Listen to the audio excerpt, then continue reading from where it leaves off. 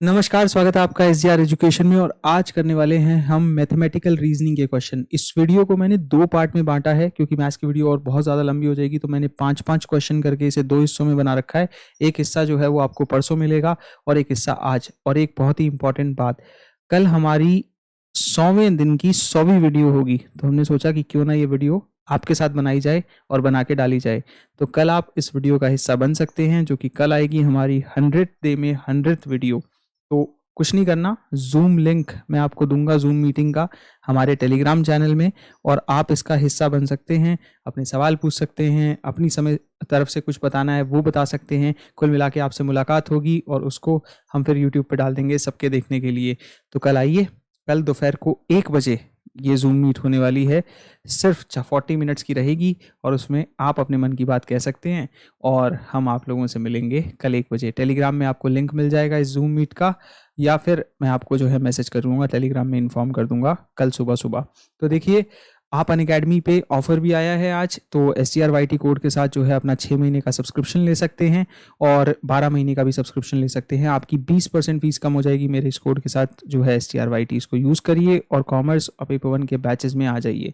Question पे आते हैं कि Kavya take thrice as much time as Sudha and twice as much time as Arun to finish stitching a piece of cloth. तो ये कपड़ा सिलने के अंदर जो है वो काव्या को 3 गुना टाइम लगता है सुधा के मुकाबले, और 2 गुना टाइम लगता है अरुण के मुकाबले। तो मान लीजिए उसे x टाइम लगता है, और फिर उसके बाद सुधा के मुकाबले जो है उसे x/3 हो जाएगा, और अरुण के मुकाबले जो है वो x/2 हो जाएगा।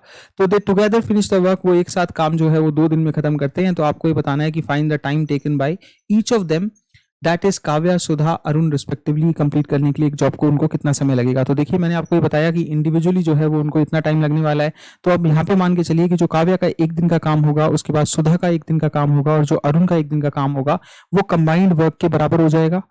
अब ये कंबाइंड वर्क जो आया है वो कैसे आया है कि 1/x, अब उसमें हमने ऐड कर दिया फिर 1, उसके बाद x/3, ठीक है, फिर उसमें ऐड कर दिया हमने 1 और फिर x/2, और फिर बराबर कर दिया उसके कितने के, हाफ के। तो यहाँ पे बात हो रही है, क्योंकि हम इसे डबल कर देंगे तो हम हाफ वर्क के बराबर ले रहे हैं।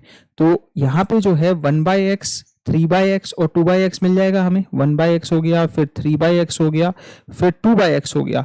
तो यहाँ पे हम लोगों को ये फिगर मिली और किसके बराबर हो गई है, 1/2 के। टोटल कितना है, 3 1 4 2 6। तो 6/x जो है वो बराबर किसके हो गया, 6/x बराबर हो गया 1/2 के। तो x की वैल्यू कितनी आ गई, यहाँ पे x की वैल्यू आ गई 12, इसको मल्टीप्लाई किया तो यहाँ पे 12 दिन सोचिए कि काव्या को लग रहे हैं। तो x हो गया 12, तो उसके दिन हो गए यहाँ पे, और x/3 जो है वो कितना हो गया, 12/3। तो सुधा को लग रहे हैं 4 दिन, और अरुण को कितने लगेंगे, 12/2। तो अरुण के हो गए 6 डेज। यहाँ पे डिटेल सोल्यूशन है, पॉज करके देख लेना, आपको प्रॉपर समझ में आ जाएगा। अगले क्वेश्चन पे चलते हैं। देखिए, एक amount at a specific interest rate and when the interest is being compounded yearly बन जाता है 4460 3 वर्षों में और 6690 6 वर्षों में। क्या होगा सिंपल इंटरेस्ट ऑफ 4 1/2 ईयर्स। तो यहाँ पे सीधी सी बात है, 9/2 की बात हो रही है, मतलब 4.5 सालों की बात हो रही है, at the rate of 10% per annum of the same amount. तो देखो, यहाँ पे 3 वर्षों के बाद जो कंपाउंड इंटरेस्ट दिया गया है वो दिया गया है 4460, ठीक है। फिर उसके बाद 6 वर्षों के लिए जो दिया गया है वो दिया गया है 6690।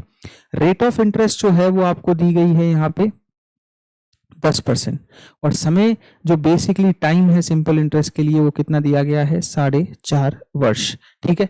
अब यहाँ पे देखिए, आप जैसे कैलकुलेट करेंगे तो सिंपल इंटरेस्ट के लिए हम यूज करते हैं फॉर्मूला P/R/T/100, ठीक है। अब यहाँ पे P प्रिंसिपल है, तो हमें जो है वो प्रिंसिपल नहीं पता है, तो हम क्या करेंगे इस क्वेश्चन के अंदर, पहले देखेंगे रेशो।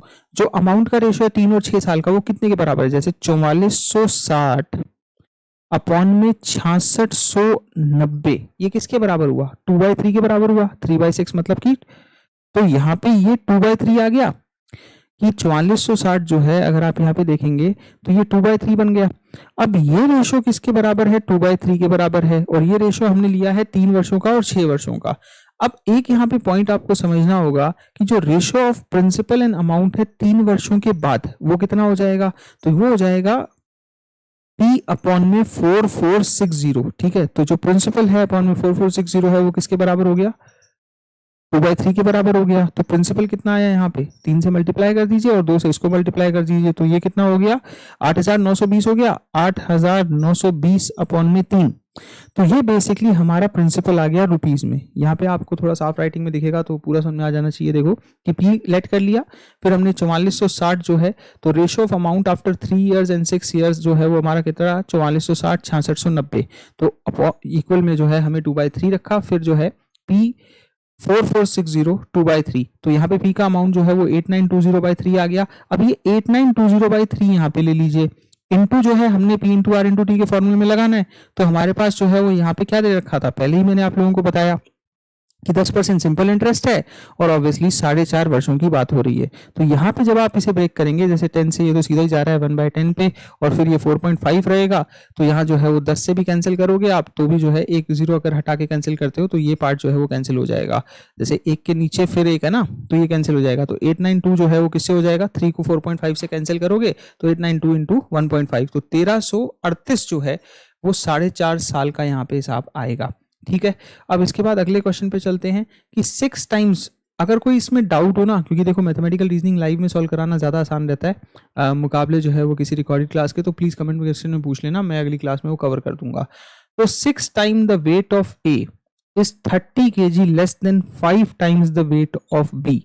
तो यहाँ पे एक सिंपल सी चीज़ है कि 6 गुना वेट ए का, तो हम पहले ही लिख देते हैं कि 6x, x और y मान लेते हैं ए और बी के वेट को, तो लिख देंगे कि 6 गुना जो है वो वेट ए का वो 30 किलो कम है than 5 time the weight of B, तो बी के 5 गुना वेट से 30 किलो कम है। तो पहली नोटेशन मिल गई कि 6 गुना जो वेट है ए का वो 30 किलो कम है 5 गुना बी के वेट से, बी के वेट से 5 गुना से 30 किलो कम है, तो ये पहली नोटेशन हो गई।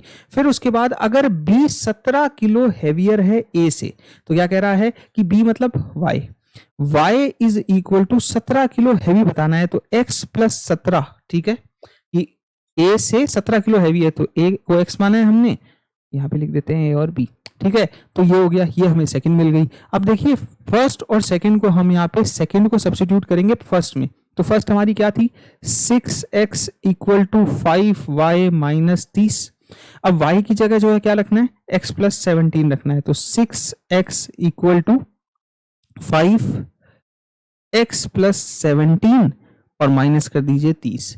फिर उसके बाद 6x यहाँ आ जाएगा, 5x इधर, 17/5, तो ये हो जाएगा आपका 85 और माइनस कर देंगे इसमें से 30, तो ये कितना आया 85 में से 30 जो है वो कर देंगे, और फिर जो है 6x/x, तो ये आ जाएगा हमारा 55 किलो। तो x अगर 55 है, अब सब्स्टिट्यूट करिए सेकंड वाली में x को, तो सेकंड वाली लीजिए y is equal to x plus 17, तो यहाँ पे जो है 55 प्लस 17, तो y का कितना आ गया, हाँ 72 आ गया, ठीक है जी। अब सम कर दीजिए इनके वेट्स का, तो एक का 55 एक का 72, तो ये आ जाएगा 127। इसलिए मैंने कहा था 5 ही क्वेश्चन कराऊंगा, ये जो है आप देखिए क्लियर सोल्यूशन आपको यहाँ नजर आ जाएगा। Average of A set of 15 numbers, ठीक है, तो 15 नंबर के सेट की जो एवरेज है वो होती है 12। ये क्वेश्चन बहुत आसान है, ध्यान से देखना कि 15 नंबर्स का सेट है, कुछ भी होंगे 15 नंबर्स, उसकी एवरेज है 12, ठीक है। अब याद रखना कि 15 नंबर कोई आधा भी हो सकता है, कोई एक भी हो सकता है, कोई जो है 25 पैसे भी हो सकता है, ऐसे। तो 12 जो है वो है। अब अगर 7 ऐड कर दिया जाए ईच ऑफ द नंबर्स में, गिवन सेट की 7 ऐड किया जा रहा है सारे नंबर्स में, तो यार 7 सारे नंबर्स में किया जा रहा है तो एवरेज में भी 7 ऐड हो जाएगा, क्योंकि सारे के सारे नंबर्स में कर रहे हो ना, 15 के 15 नंबर्स में अगर 7 ऐड होगा तो एवरेज में भी ऐड हो जाएगा, तो 19 आ गया आंसर। इसमें सॉल्व करने की क्या जरूरत थी, तो सिंपल सा क्वेश्चन था ये।